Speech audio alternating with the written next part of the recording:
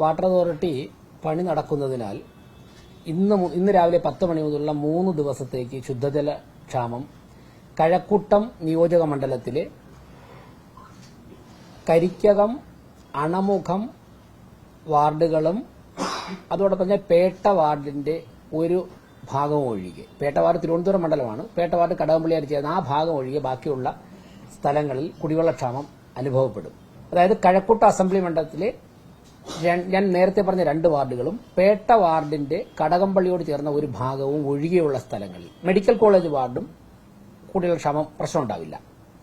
Karikkakom, medical college, അണമുഖം വാർഡുകളും പേട്ട വാർഡിന്റെ ഒരു ഭാഗം ഒഴികെയുള്ള മറ്റുള്ള പ്രദേശങ്ങളിൽ കുടിവെള്ളക്ഷാമം 3 ദിവസത്തേക്ക് അനുഭവപ്പെടും. അത് വാട്ടർ അതോറിറ്റിയുടെ അറ്റകുറ്റപ്പണികൾ നടക്കുന്നതുകൊണ്ടാണ്. ഞങ്ങളുടെ കയ്യിലിപ്പം നിലവിലുള്ള 3000 മുതൽ 5000 വരെ ലിറ്റർ കപ്പാസിറ്റിയുള്ള 65 ടാങ്കറുകൾ കോർപ്പറേഷന്റെ കൈവശം നിലവിലുണ്ട്.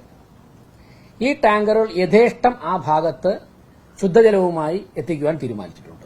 ഈ ശുദ്ധജലം എത്തിക്കുന്നത് പൂർണ്ണമായും സൌജന്യമായിട്ടായിരിക്കും. ശുദ്ധജലത്തിന്റെയോ ടാങ്കറിന്റെയോ പണം നൽകേണ്ട ആവശ്യമില്ല. പൂർണ്ണമായിട്ട് സൌജന്യമായിട്ടായിരിക്കും കുടിവെള്ളക്ഷാമം നേരിടുന്ന ദിവസങ്ങളിൽ വീടുകളിലും അതുപോലെ തന്നെ മറ്റുള്ള ഇപ്പോൾ ജനങ്ങൾക്ക് ആവശ്യമുള്ള സ്ഥലങ്ങളിലും എത്തിക്കുന്നത്.